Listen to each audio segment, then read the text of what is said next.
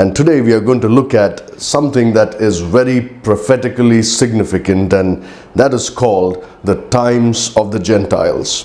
Turn with me please in your Bibles to the Gospel of Luke chapter 21. Luke chapter 21, and we will read verse 24. Luke 21:24. And they shall fall by the edge of the sword, and shall be led away captive into all nations. And Jerusalem shall be trodden down of the Gentiles, until the times of the Gentiles be fulfilled. So we are going to look at the times of the Gentiles. I'm sure you have heard this phrase before, you have read it in the Bible, but sometimes you may not be able to fully understand what this means. What are these times of the Gentiles? Now, like I've said, they have a great prophetic significance because they encompass a very long period of time in history.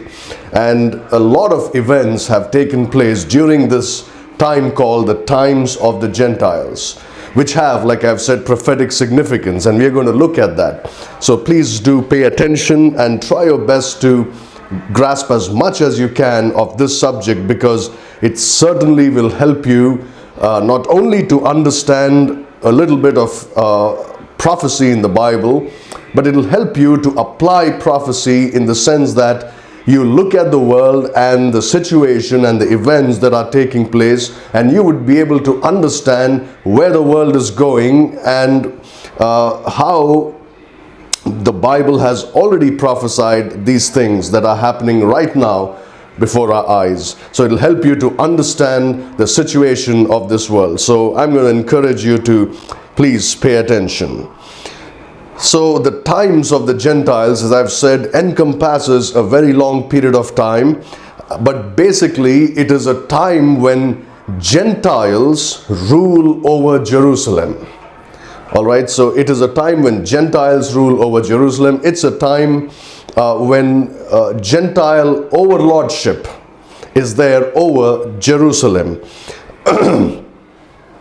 So this is something that is going on right now, if you know that.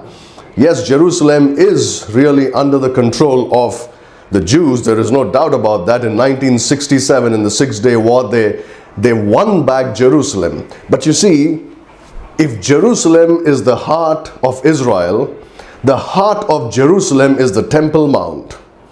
And the Temple Mount is still under Gentile overlordship.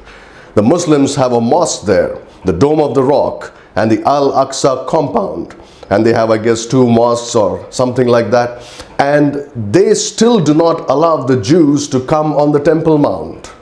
So in one way, Jerusalem is still under the overlordship of Gentiles. You know, a Jew cannot go to the Temple Mount anytime he wishes. There are about 4 hours in a day that he can visit there, and even in those 4 hours, he is bound by rules. A Jew cannot praise God on that Temple Mount. He cannot pray there. He cannot say his Jewish prayers there. He does not have the freedom to do anything religious on that Temple Mount. He can go as a visitor, look at the place and come back. He cannot do anything. Nor can Christians go there and pray. Nobody can. Of course, we Christians don't need to have any outward expression of prayer. We can always pray in our hearts. That's what we do. So we can do that, but if you want to kneel down there and things like that are not allowed. So Jerusalem is still under the overlordship of Gentiles. So the times of the Gentiles are still going on. We're going to look at what the Bible says about these times of the Gentiles. So we'll divide this study into 3 parts: the beginning of the times of the Gentiles, the continuation of the times of the Gentiles, and finally the end of the times of the Gentiles. So the beginning of the times of the Gentiles. In the Bible, when you look at what happened in the Old Testament with the Jews, you can understand that almost accurately the times of the Gentiles began in around 606 BC. In 606 BC, Nebuchadnezzar, the king of Babylon, ascended to the throne of Babylon. He succeeded his father to the throne of Babylon. And that was around 606 BC. And officially, in 606 BC, the times of the Gentiles began. The times of the Gentiles began in 606 BC. Of course, that's when he came to power, when Nebuchadnezzar came to power.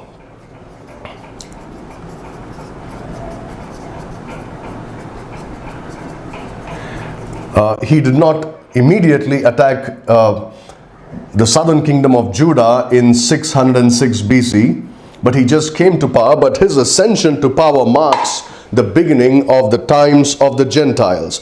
But the actual times of the Gentiles began in two parts. When Jerusalem was attacked, it was taken over by the Babylonians, and then the people of Jerusalem were taken captive.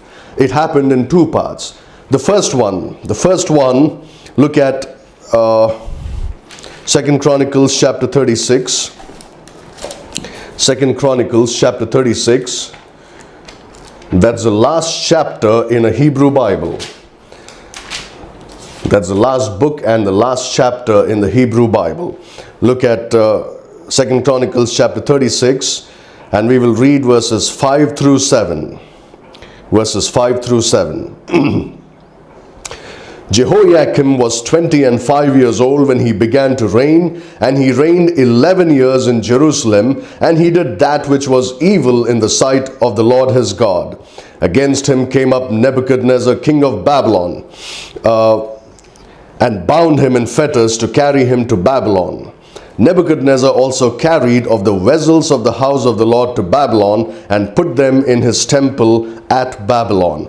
This happened around 598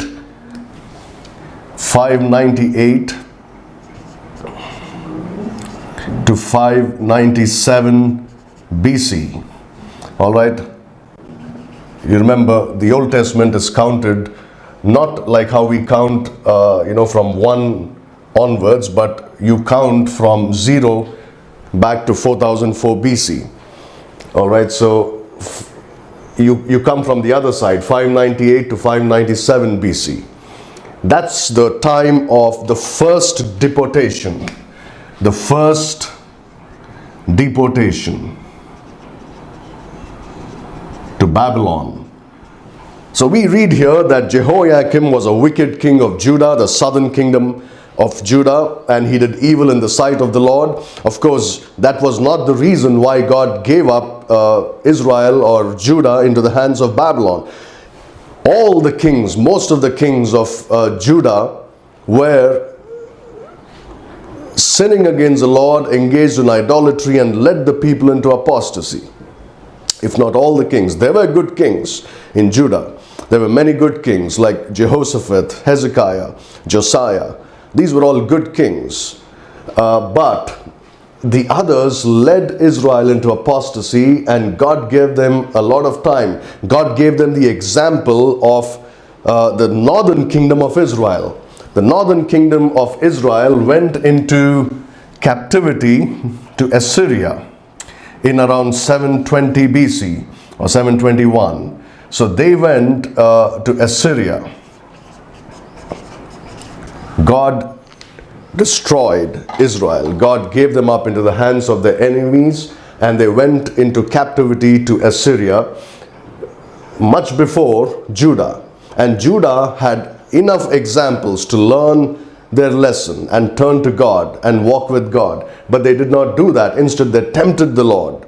And God finally gave them up into the hands of Nebuchadnezzar, the king of Babylon. Of course, before God did that, he sent many prophets. You will read about that in 2 Kings chapter 25. God sent prophets.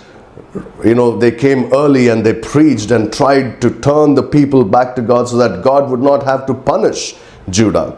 But they did not pay heed to the words of the prophets. They rejected the prophets, they mocked them, they killed them.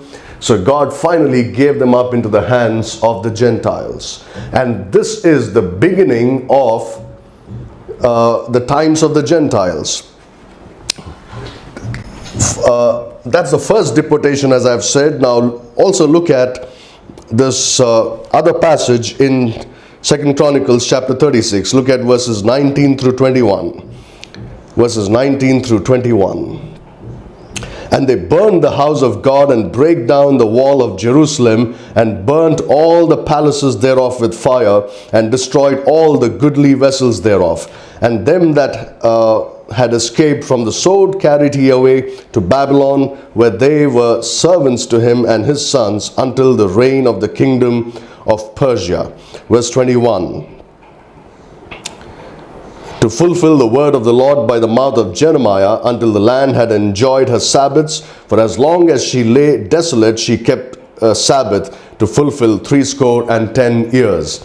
Now, if you look at this first deportation that took place during the days of Jehoiakim,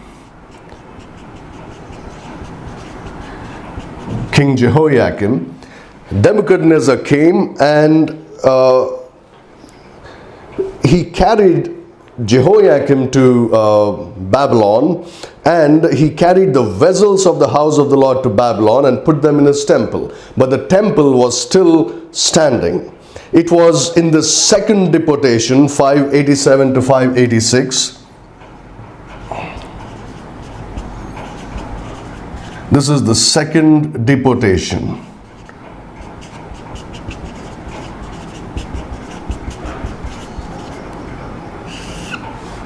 This is the first one.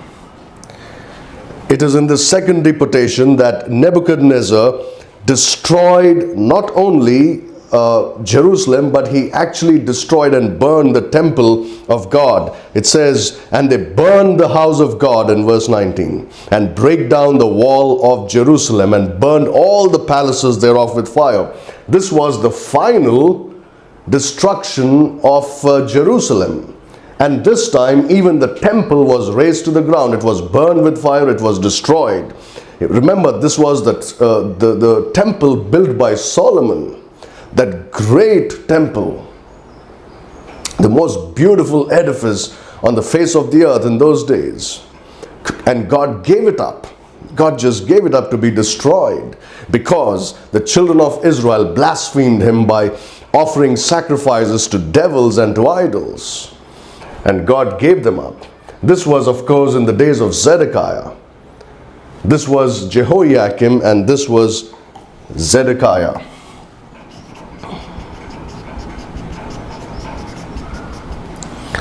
So these were the two deportations at the beginning of the times of the Gentiles. As I've said, the times of the Gentiles begin with the ascension of Nebuchadnezzar to the throne of Babylon.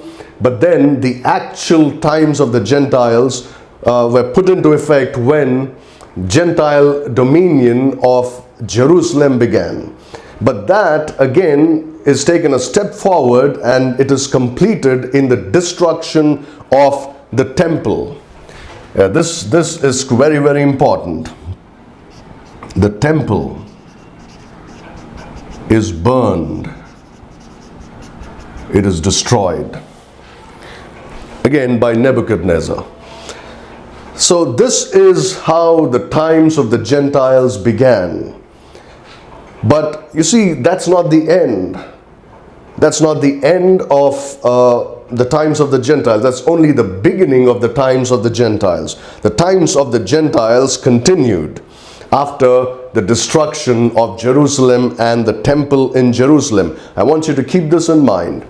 Jerusalem is the most important city in the world, and the Temple Mount is the most important place in Jerusalem, where Zion also is on that same mountain. Of course, there is a lot of dispute as to where Zion is and what the exact spot of the temple is and all that. Well, some people argue that the temple was never built on the Temple Mount, but it was built in the city of David, south of the Temple Mount. Now all these arguments are there, but the Jews surely know where the temple was.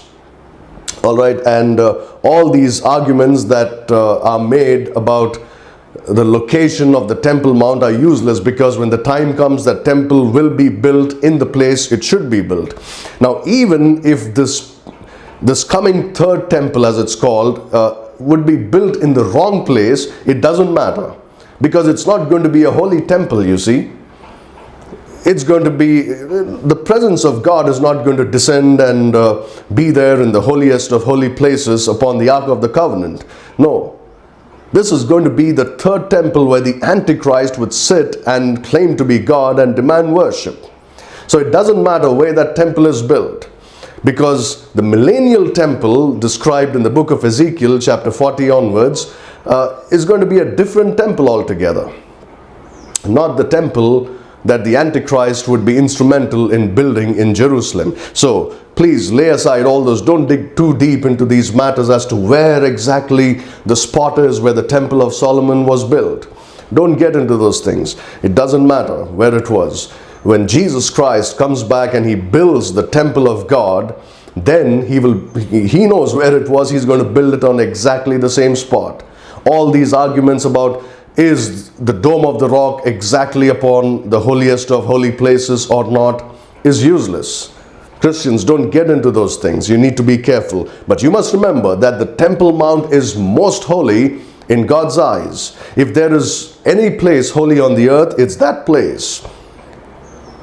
Right now, it is under the dominion of the Gentiles, because this is still the times of the Gentiles. So you have here the first and the second deportation. In the first, the people were taken captive to Babylon. Even in the second, the kings were taken captive. In the first one, the gold and the articles of the temple were taken to Babylon. And in the second, the temple itself was burned. But these times of the Gentiles continued. Now we know that the Babylonian captivity was only 70 years, as we have just read in 2 Chronicles chapter 36. It says in verse 21, "For as long as she lay desolate, she kept Sabbath to fulfill 70 years. Jeremiah clearly prophesied that the captivity of Judah would be for 70 years, 70. And after that, we know that in the reign of King Cyrus, the Jews came back and they built the temple once again, and they built the walls of Jerusalem. So in spite of that, the nation of Judah, the southern kingdom of Judah, continued under Gentile dominion. Even after Judah came back to Israel under the leadership of men like Zerubbabel and Ezra and Nehemiah, they came back, and you remember, they built the temple, they built the altar in the temple, and they built the walls of Jerusalem. But they were not a free nation. Firstly, they were under the reign of Babylon, then they were under the reign of Medo-Persia. So they were never free. The times of Gentiles continued even after the return of the captivity. And we are going to look at that. In order to understand what happened in these times of the Gentiles, we need to go to the book of Daniel. Let's go to the book of Daniel. And we'll begin in chapter 2, Daniel chapter 2. Daniel chapter 2, we'll read verses 37 and 38. Daniel 2, 37 and 38. "Thou, O king, art a king of kings, for the God of heaven hath given thee a kingdom, power, and strength and glory. And wheresoever the children of men dwell, the beasts of the field and the fowls of the heaven hath he given into thine hand, and hath made thee ruler over them all. Thou art this head of gold." All right, here you have this pagan king Nebuchadnezzar, and he saw a dream. You know the story. And Daniel was called upon, and Daniel said, "Not only will I tell you what your dream was, O king, but I will even give you the interpretation, because interpretations belong to God." So Daniel goes ahead and explains the dream to Nebuchadnezzar. In his dream, he saw this great image, a great colossus, right? And he saw that this great image was made of various metals: gold, silver, brass, iron, and then finally iron mixed with clay. These are the five metals that were used, or rather four metals and clay used in the making of this great image that Nebuchadnezzar saw.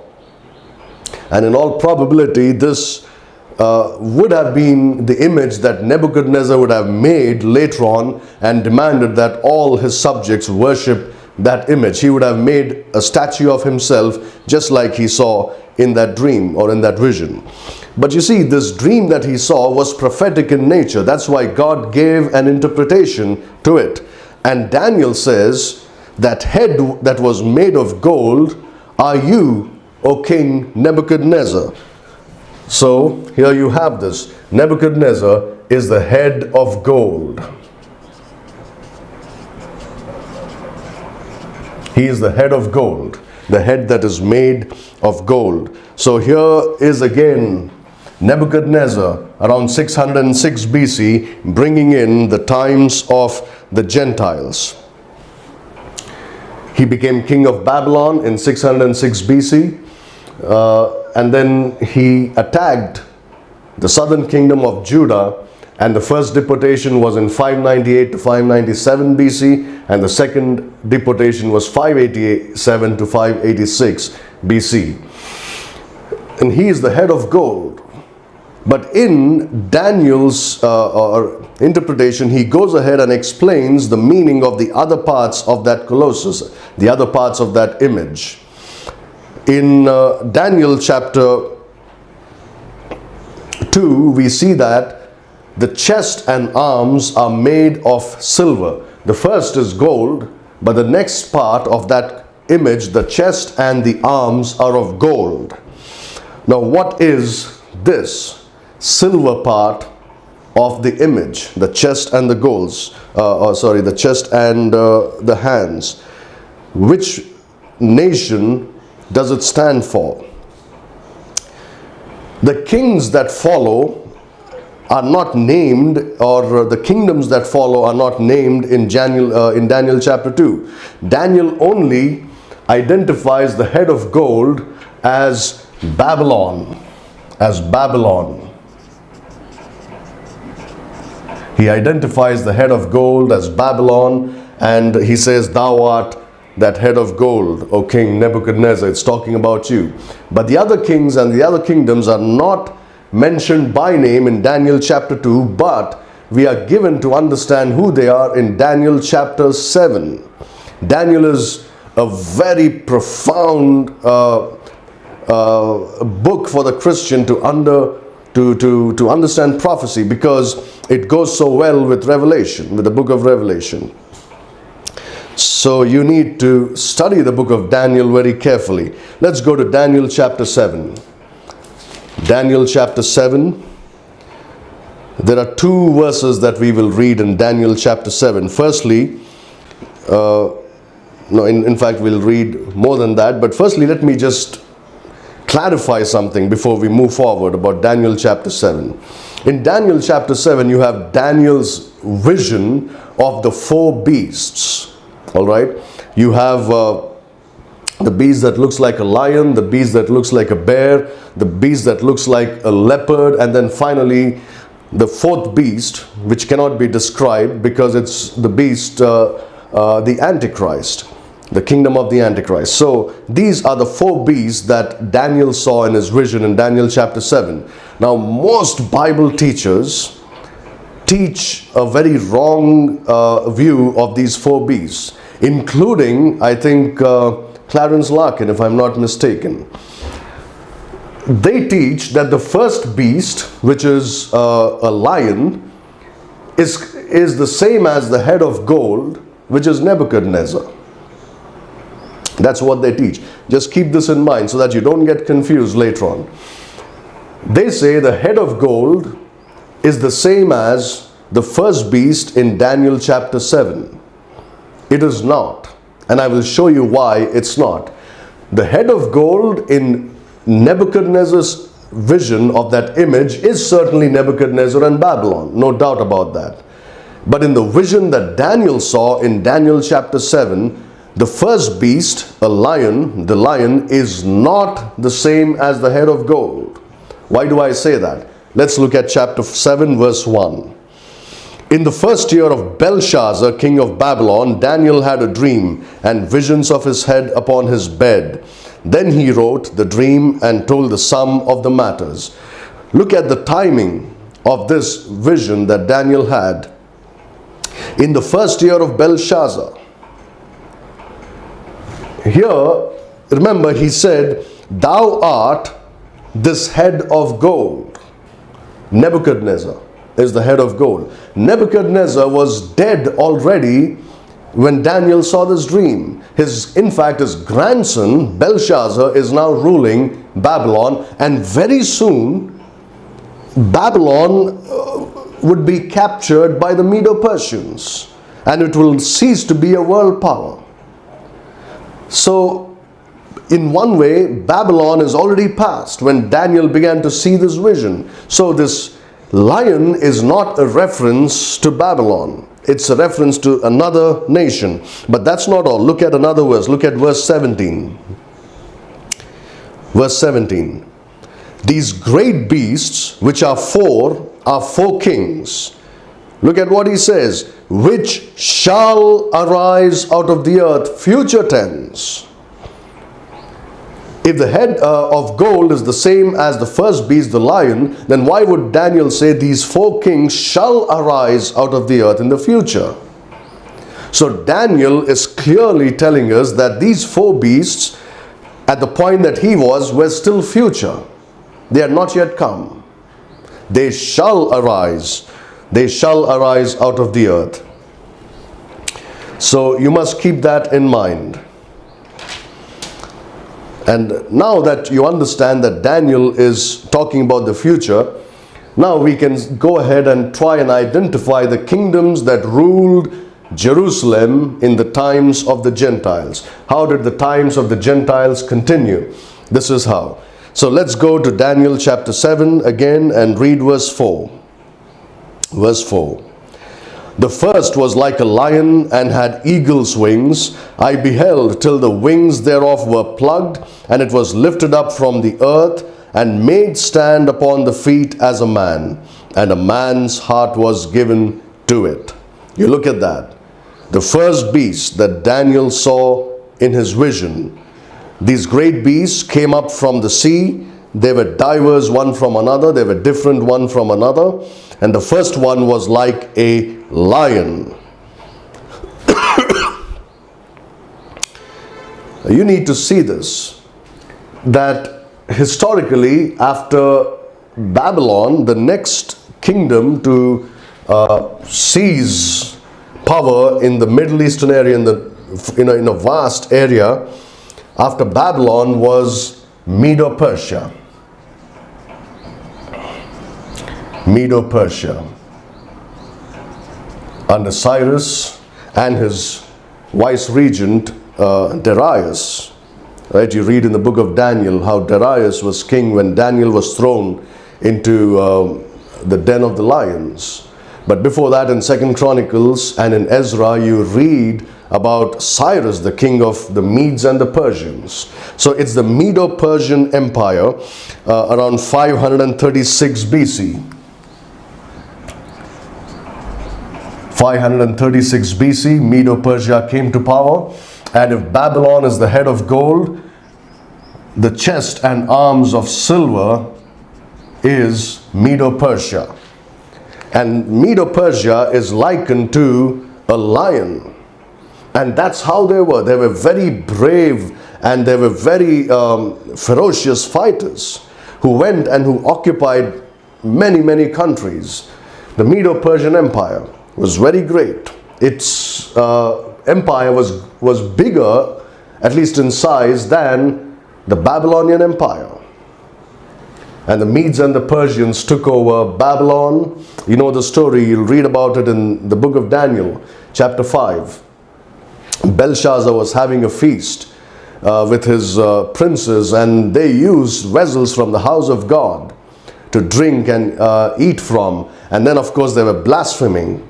And then a handwriting appeared on the wall saying that you have been weighed in the balances, you have been found wanting, your kingdom has been divided to the Medes and the Persians. And that same night the Medes and the Persians came and occupied Babylon. In fact, it is prophesied much before, and God even prophesied the name of the king who would take over Babylon, and he named him. He said Cyrus.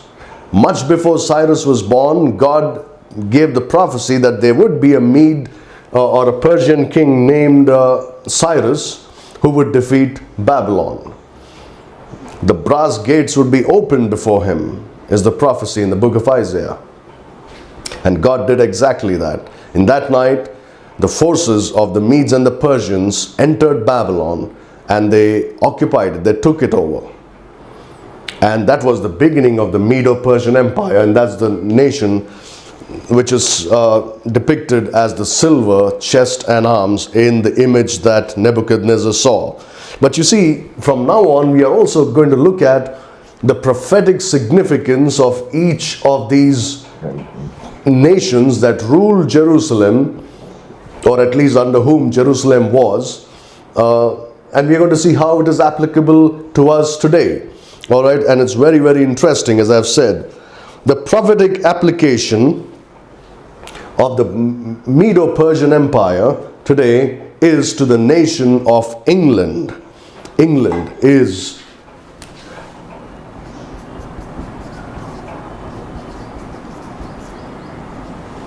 or Britain, Great Britain. Okay, so that is the prophetic application. The lion, remember this first beast is like a lion with eagle's wings. That's a griffin. You remember a griffin is supposedly a mythological creature. Its body is like the body of a lion. It's got the head of an eagle or some other bird. It's got the wings of an eagle. All right, and you will see that for especially in medieval England, their symbol was a griffin. A lion with eagle's wings. That was, the symbol used as, it's not really a national symbol, but many groups used the griffin as a symbol in medieval England. So you can say that England is prophetically, or rather Medo-Persia is prophetically a type of England. And it is true, there are a lot of similarities. A lot of similarities. I will show you a few before we close. See that Medo-Persia, silver, is a type of England. It's a type of England. In fact, today the lion is the national animal of England, of Britain. The lion is the national animal. It's known for its bravery, it's known for its courage, correct? So that's why in many ways England resembles Medo-Persia. Just as the Medes and the Persians took over Babylon, England expanded its empire, and England was the country that was instrumental in defeating the 400-year-old Ottoman Empire that was ruling the world in those days. The Ottoman Empire, I think from 1517 to 1917. Is that 400 years? Yeah, that's right. It ruled that part just like the Medes and the Persians did for 400 years, and their power was broken by England in 1917. I think it was General Allenby of the English Armed Forces that went and delivered Jerusalem from the power of the Ottoman forces. That's a beautiful story. You should read about it. But then the thing is, we are looking at similarities between Medo-Persia and England. So England is a type of Medo-Persia, or rather Medo-Persia is a type of England. Now Cyrus, the king of Persia, was mainly instrumental in ordering the Jews to return back to Jerusalem and to build the temple of God. I think with this we will have to close for today. I will explain this because this is going to take a little bit of time, and I'm going to ask you to please pay attention. Look at 2 Chronicles chapter 36. 2 Chronicles 36 and verse 23. Thus saith Cyrus, king of Persia, all the kingdoms of the earth had the Lord God of heaven given me, and he hath charged me to build him an house in Jerusalem, which is in Judah. Who is there among you of all his people? The Lord is God, be with him, and let him go up. You know, when an unsaved Jew reads his Bible and comes to the last page and the last verse in the Hebrew Bible, the words he reads are these, and let him go up. That is, go back to Jerusalem. That's what's happening today. You know, recently in the news you saw that hundreds of Ethiopian Jews were airlifted from Ethiopia and brought to Israel. Jews from all over the world are just coming back. But it was Cyrus who gave the command. He said, let the children of Judah go back and let them go and rebuild the temple of God. Keep this in mind. It's very important. It's very, very important. England, as I've said, was instrumental in giving the land of Israel back to the Jews to be the national home of the Jews. All right. In 1917, there was something called the Balfour Declaration on November 2nd. The Balfour Declaration. Balfour is the name of a man. And what they did was, you know, like I've said, from 1517 to 1917, Jerusalem was under the Ottoman rule, the Ottoman Empire of Turkey. All right, so they were the ones who had Israel under their control, and they brought in the Palestinians, so-called Palestinians, to live there. Very small groups of Jews lived here and there. It was not a Jewish nation. It was not a home to the Jews for almost 2,000 years, from AD 70 and later on, I think AD 135. The Jews were completely driven out of the land. Only a few places in Israel had a few Jews living the entire period of time for about 2,000 years. But it was mainly under the rule of the Ottoman Empire from 1517 to 1917. But as I've said, General Allenby went and delivered Israel from the Ottoman rule.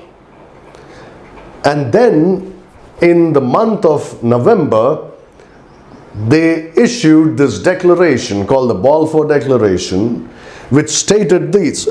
Look at this. It says, the Balfour Declaration was a public statement issued by the British government in 1917 during the First World War, announcing support for the establishment of a national home for the Jewish people.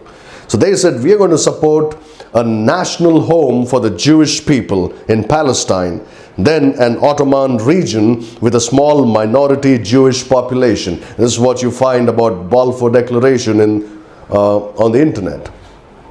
But you have some very good books written about all these things. You can find them and read them. It's very interesting how God used England to open a door for the Jews to once again go back to their homeland and call it their home, their nation. So all this happened through England. All this happened through England. At the end of the World War I, the Balfour Declaration was made because England and its allies had won the First World War. And so England is a good type of the Medes and the Persians, who also were instrumental in getting the Jews back to the land. Now, we are going to look a little later at how the present situation, especially with the United States, is there prophetically in the scriptures. As we study these times of the Gentiles, you will see that. These things are there in the scriptures. Don't think that the present times that we are living in and the present nations in power are not mentioned in the scriptures. The Bible is basically a history book. It records not only past history, it also records future history through prophecy. So it's basically a prophetical book, and it covers the whole of human history, right from the beginning to the end of this earth as we know it now. The Bible covers the history of the whole earth. You want to know what significance the nations in power have today in the Bible? You search the scriptures, you will find it. And the Lord willing, we will continue studying it. Maybe I'll just give you one more before we close for today. So that's the first one. Medo-Persia is a type of England. So that's the second nation to have rule over Jerusalem in the times of the Gentiles, during the times of the Gentiles. Now please keep this in mind. We are talking about the times of the Gentiles. That's the main subject. And we are looking at what happened in the times of the Gentiles. Look at Daniel chapter 7 and verse 5. Daniel 7 verse 5. And behold, another beast, a second like to a bear, and it raised up itself on one side, and it had 3 ribs in the mouth of it, between the teeth of it. And they said thus unto it, Arise, devour much flesh. So this is the third one. And in Nebuchadnezzar's dream, the third part of that image was brass. And this second beast in Daniel's vision is like a bear.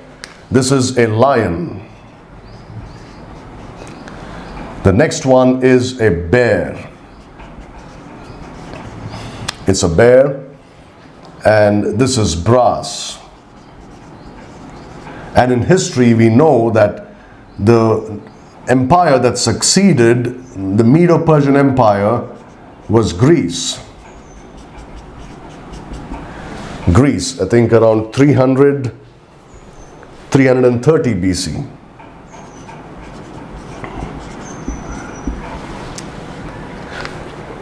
I want you to also notice how the metals that were in that Colossus diminish in value as time goes by. They don't become better and better, they become worse and worse. First it's gold, then it's silver, now it's brass, then it's iron afterwards, and then clay finally. That's how nations deteriorate, decline, diminish, degenerate. They don't become better. Mankind is not becoming better because of their technology. Mankind is not becoming better because of knowledge. Mankind is becoming worse and worse. What God said about man in the book of Genesis chapter 8, that his imagination is evil from the youth, is still applicable. That doesn't change. Man's imaginations, in spite of all the advancements, are still evil. And all these advancements in technology really has a lot of evil behind it, evil motives behind it. And Jesus Christ is going to come and put an end to it. But you see this, Greece is brass. The belly and thighs of the image is made of brass. Alright, so the head of gold, then you have the arms and chest of silver, then the belly and the thighs of brass. That's Greece, the Macedonian Empire under, of course, Alexander the Great. Here you have Cyrus, and here you have Alexander. If you want to get into the details of all this, you can read the book of Daniel, and Daniel covers the whole history of these times. Not only these times, but even of the so-called silent years between Malachi and Matthew. Daniel covers it all. in chapter 11 of the book of Daniel, and you can read and study it and you will understand it. But this is Alexander. We know that after he died very young, his kingdom was divided into 4 parts. His 4 generals divided it into 4 parts, and the Antichrist is certainly related to Greece, Medo-Persia and Babylon. He's related to all 3 of these nations, and you will see that. But the prophetic application of the bear is to Russia. What happened was that after the Balfour Declaration was made, England tried to go back on its promise, and that was the end of England as a world power. The empire of which it was said that, the sun will never set on this empire, set. After the Second World War, England was no longer that superpower that it was. The great English Empire, the British Empire, came to an end. Yes, World War II, certainly England did have the upper hand because America was backing it. That's the only reason. But otherwise, England was already completely infiltrated by the Jesuits. You need to understand this. A lot of Christians don't understand this. Here in India, I'm talking about it in the Indian context.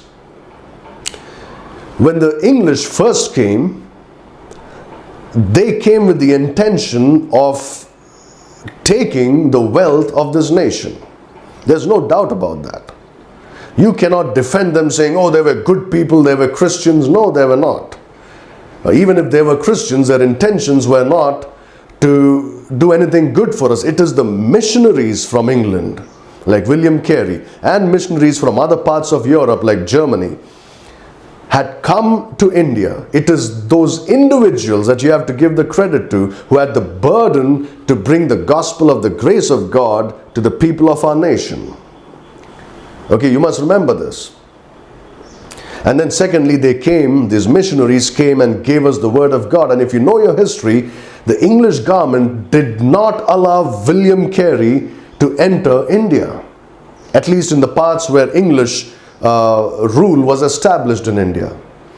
So he had to go to a part of India which was not under British control. I think it was under the control of the Dutch people, if I'm not mistaken, or some other European country. He went into that part, and then later on he somehow gained access to the rest of India, through God's help, of course. So you must keep that in mind.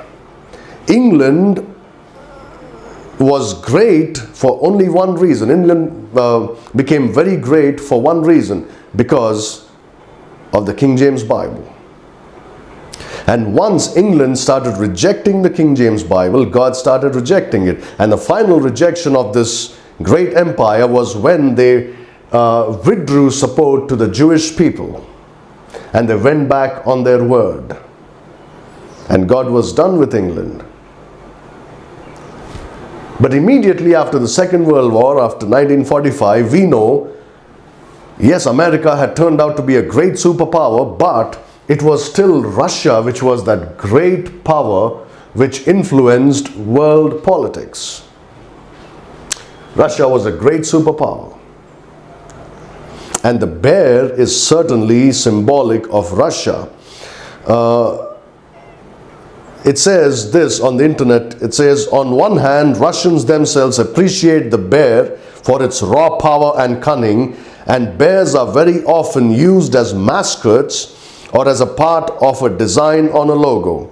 Later, the bear was taken up as the symbol of the United Russian Party, which had dominated political life in Russia since the early 2000s. The Eurasian brown bear is the national animal of Russia.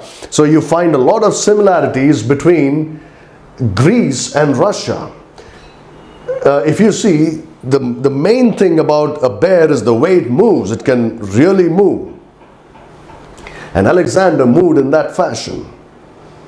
Right? He came all the way to India. And he established his rule from Greece all the way to India, went back to Babylon and died on the way. So Russia is the modern day Greece, you could say. And the Greece of those times is a type of modern day Russia. So you have the head of gold, the hands and chest of silver, and then the belly and thighs of brass. Babylon, Medo-Persia, Greece. But prophetically, Medo-Persia is a type of England, and Greece is a type of modern day Russia. Now, since we have come so far, very quickly let me finish this part. After Russia, the next world power, after Greece, the next beast that is mentioned in the book of Daniel. Daniel chapter 7 and verse 6. Daniel 7 verse 6. After this I beheld, and lo, another like a leopard, which had upon the back of it 4 wings of a fowl. The beast had also 4 heads, and dominion was given to it. So the next beast that Daniel saw was a leopard. Now, going back to Nebuchadnezzar's dream of that image, the 4th part of the image were the legs of iron. The legs of iron. So gold, silver, brass, and then iron. What is that iron symbolic of? Which nation does it talk about? Well, historically, we know that it is Rome. Historically, it is Rome that ruled Jerusalem, after Alexander. And this is iron, and this is depicted by a leopard. This is depicted by a leopard. Remember this, again, Rome is depicted by the legs of iron. Iron symbolizes Rome because Rome ruled the world with an iron hand. Certainly, iron is the best symbol for the Roman Empire. But you see, the leopard also is a very correct animal chosen to depict Rome, because the leopard is an integrated animal. And it stands for Rome because Rome was integrated. What do I mean by that? Roman Empire extended to Asia, Africa, and Europe. All 3 continents. The Roman empires, spread through all these continents. So you have Shem, Ham, and Japheth. So Rome ruled over all 3 races of mankind. The Roman Empire stretched from Britain, Great Britain, all the way to Egypt. So here you have Europe and Africa. Then it spread all the way from Spain, Europe again, right to Babylon, Asia. It covered all 3 continents, major continents. That is Europe, Africa, and Asia. That's how the Roman Empire spread in all these 3 continents. Now, Western, of course, we know that later on the Roman Empire was divided into the Western Empire and the Eastern Empire. But the Western Empire fell to the so-called barbarians in around 395 AD, the 4th century AD. Okay, it fell. But when it fell, we know that it turned into a mystery form, just as the kingdom of heaven of the Old Testament was transformed into the spiritual kingdom of God, the mystery kingdom of God in the New Testament times. The kingdom of the devil transformed from Rome, the Roman Empire, into the Roman Catholic Church. So you must keep that in mind. But the prophetical application, the prophetic application is important. England ruled, then Russia was a major world power, but then it is America. America. Prophetically, Rome is a type of America. Why is it? Because America is also the most integrated nation on the earth today. You have Asians, Europeans, and Africans. All of them, right? Shem, Ham, and Japheth. That's America today. Look at this. The leopard has basically three colors. Correct? The leopard has three colors. What are the three colors? It is yellow. Basically, that's the color of the skin. Then you have the white underbelly. And then thirdly, you have the black spots. Oh, the leopard is very important for you to understand even the Antichrist and the mark of the beast. The leopard is a cat, correct? And of course you have the catholics, addicted to the cat, the Catholics, and they are related to this. I'm not talking about the people, please don't get me wrong.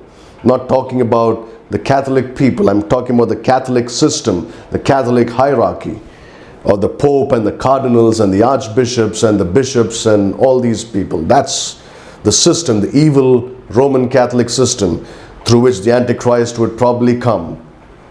So they're all connected to the leopard. But you see, basically the leopard is made of three colors: yellow, white, and black. Shem, Japheth, and Ham. Those are the colors of these races. Shem is like yellow, and you have Ham, who is black. The color of Ham is black, and Japheth is white. So America is what is depicted in this animal, the leopard, because America is also an integrated nation. It is known for its integration, as Rome was known for its integration. Rome had people from all three continents, Shem, Ham, and Japheth. America have people from all three continents, Shem, Ham, and Japheth. But this also tells you something very, very important. What does it tell you? It tells you that America will be the last superpower. America will be the last superpower in this world before the Antichrist comes to establish his reign on the earth. So what we have done here is we have been looking at the times of the Gentiles. We are looking at the times of the Gentiles not only in the past, but we are looking at the times of the Gentiles even in the present time. Even in the present time, yes. Because like I've said, Jerusalem is still not free fully, because the Temple Mount is not under the control of the Jews. But look at this, you have America today, and the next beast that Daniel saw in his vision is the Antichrist, the fourth beast. So immediately after Rome is the Antichrist. Now this is very, very significant. You see, Rome was in power from 100 BC to 395 BC when the western part of the Roman Empire fell, and then around the 12th or 13th century the Eastern Empire also fell to the Turks. Correct? So Rome began as a political power and was destroyed in the 4th century AD, but that's not the end of Rome. Rome continued to be in power throughout the church age for 2000 years as the Roman Catholic Church. Okay? And then in the 20th century and the 21st century you have America, and Rome is a type of America, and the next kingdom that's going to come through Rome is the last part in the image that Nebuchadnezzar saw in his dream, and that would be the Antichrist. The Antichrist is coming very soon. We are in the church age now, but the Antichrist is coming very soon. And this is iron and clay. iron and clay. And this is a beast which cannot be described fully. But the most interesting thing is, if Daniel is not able to describe this beast, but John does in Revelation chapter 13 verse 2. And he tells you that this beast, the Antichrist, which Daniel could not describe, is a mixture of a lion, a bear, and a leopard. Isn't that interesting? These are the three beasts that this beast is made up of. You'll read about, you can go to Revelation chapter 13 and read verse 2, verses 1 and 2. You will see that the fourth beast of Daniel's vision, and the last part, the feet and the toes of the image of Nebuchadnezzar in his dream, which is made up of iron and clay, is the kingdom of the Antichrist. It is made up of the lion, bear, and leopard. So that means the Antichrist is connected to Babylon, Medo-Persia, Greece. It's already Rome. We are not saying it's connected to Medo-Persia, Greece, and Rome. We are saying it's connected to Babylon, Medo-Persia, and Greece, because Rome is the country from which the Antichrist will ultimately come. That's why. So they're all connected to each other. They're all connected to each other.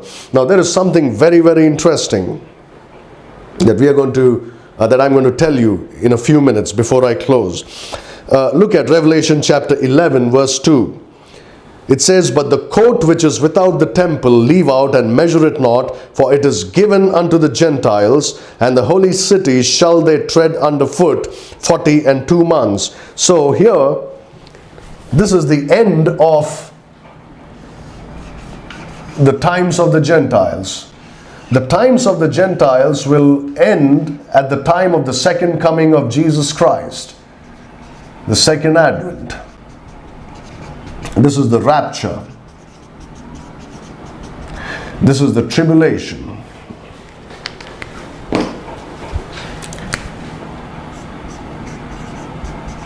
The tribulation. And John says that the angel told him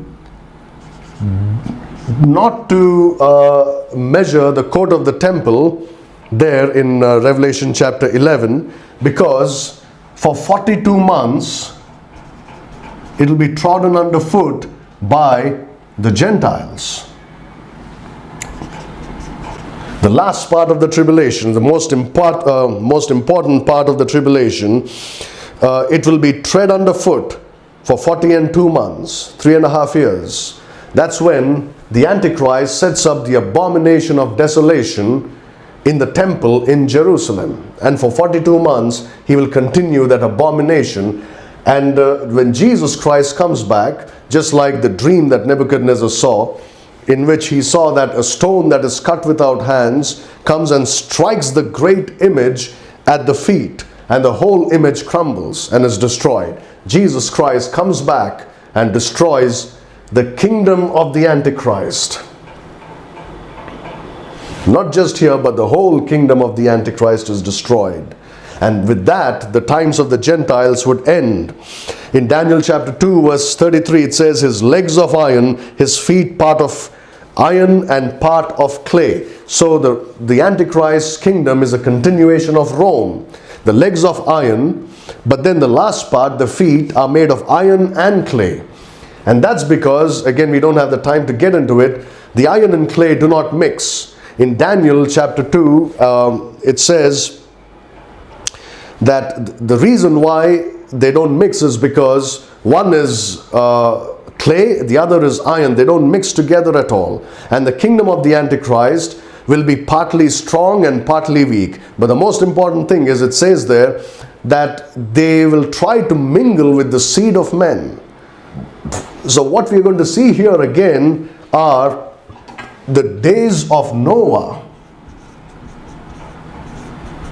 The days of Noah is what we're going to see, when the sons of God came down and married the daughters of men, and the children born to them were giants. And in all probability, the 10 toes in Daniel's or in Nebuchadnezzar's image. The 10 toes are the same as the 10 horns on the beast in Revelation chapter 13 and Revelation chapter 17. And the 10 horns are called 10 kings in Revelation 17. So the 10 toes are 10 kings. These are not human kings. These are part human, part fallen angelic being offspring kings, if I put it like that. That's what's coming on the earth in the times of the Gentiles. But again, the most important thing is, you must remember that when the Antichrist comes, he not only takes over Jerusalem, but he goes to the temple. Remember this, I've said, the main thing is about the temple. The times of the Gentiles have to do with the temple of God in Jerusalem. In the beginning, I told you that all these things have prophetic significance. Now, I'm not going into details about the kingdom of the Antichrist because that's just too much of information to put into one Bible study. But you can go back to Daniel chapter 7, read verses 7 and 8. It talks about a fourth beast, dreadful and terrible, strong exceedingly. It had great iron teeth, related to Rome. The Antichrist has iron teeth, not the Antichrist, but the kingdom has iron teeth, related to Rome, which is iron. And you will read all those things there. But the thing is, you must always keep this in mind, that these things have relevance to the present as well. It's not just to the past. It has relevance to the present. And what is it? Today, the hottest topic in geopolitics is Jerusalem, as it's always been, right?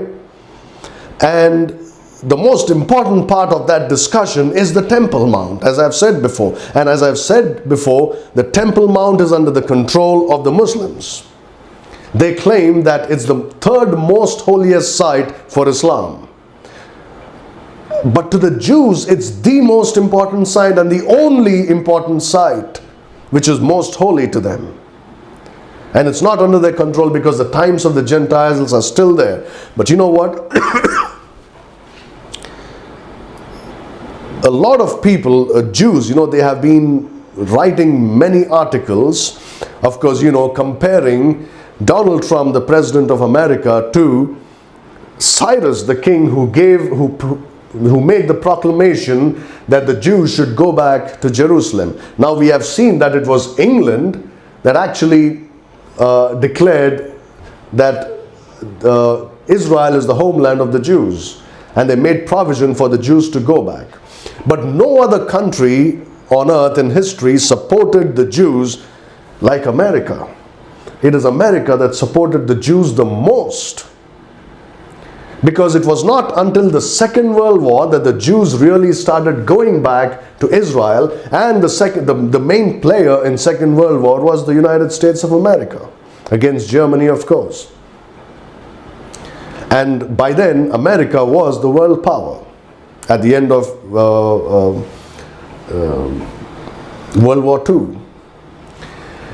What I'm trying to say is this: these Jews are saying that the American president is like Cyrus, the king of the Medes and the Persians. They're just not making comparisons. You know what they do? They go to their Torah and they use something called Bible codes, and they of course have this gematria, the numerical value of Hebrew letters. They use all those things and they make it look like Cyrus and the American president are just the same. Remember, in fact, in the Bible, Cyrus is called a Messiah. In the book of Isaiah, he's called the Anointed One. God anointed him. Anointed is the word Messiah. He's called a Messiah, and they used all these Bible codes and used the numerical value of letters, and they say that the president, Donald Trump, the president of America, has an anointing on him by God. Now all this we will not get into. I'm just mentioning it because you may have heard of these things. Ignore those things. That's not important. What's important is that how the Jews are looking today to America, the last great superpower, to help them to get rid of Gentile domination of Israel. Now let me tell you this. To his credit, the present American president is the only one who had the courage to acknowledge Jerusalem as the capital of Israel. I think around close to 200 nations voted against America and denounced America for acknowledging Jerusalem as the capital of Israel. But he did it. He took a stand and he did it. Just like Cyrus, right? But not only did he do that, he went ahead and moved the American embassy from Tel Aviv to Jerusalem. A tremendous thing to do in support of Israel. Now, all these things may look like very casual things to some of you, but they have great prophetic significance. It's all moving to one end. You must be able to look at these things. And the problem is sometimes some of these very exciting things happen and then nothing happens for a long period of time. So you think, oh, that was nothing, that's a dud. No, it's not. God takes time to do things. And you must be able to put these things together. Now he has done that. It's a great move significantly. Never in the last 70 odd years that Israel had become a nation did any other nation have the guts to say Jerusalem is the capital of the Jews. They all support the supposed underdog, the Palestinians. They say, oh, it's their right. And Israel is looked upon as the colonizers, as recently a Saudi prince termed Israel. The colonizers. No, they are not colonizers. It's their rightful home. It's their land. It's their nation. That Temple Mount is the most holiest spot on earth for them. It's a land God promised to their father Abraham. And he's going to keep his promise and give that land to them for sure. A lot of foolish Christians think God is done with Israel. Look at what's happening in the world today. You think God is done with Israel? You must be as blind as a bat to believe that. You can't see anything at all. You not only can't read the scriptures and understand them, you can't look at, the political situation and understand anything. You're blind, really. Open your eyes. Ask God to help you to put some eye salve on your eyes and read the scriptures and understand. It's all moving towards one end that God has purposed. Immediately after the rapture of the church, the tribulation that comes on the earth, and God starts dealing with the Jews again.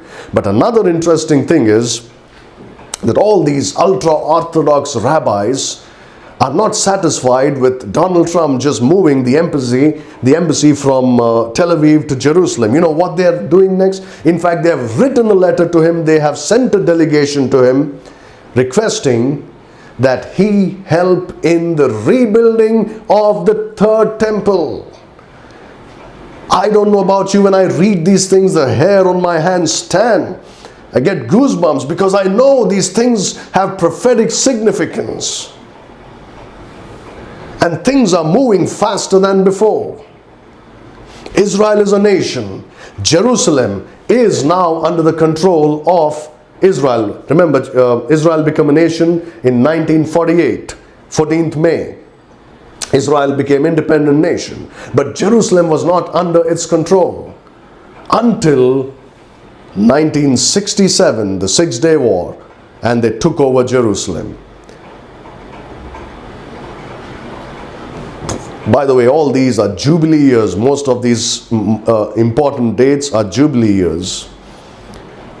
So 1967, Jerusalem came under the power of the Israelites. But still, the Temple Mount, that's the next thing that you have to look for. You see how God does? Yes, it took many years, many years. 1948, Israel became a nation.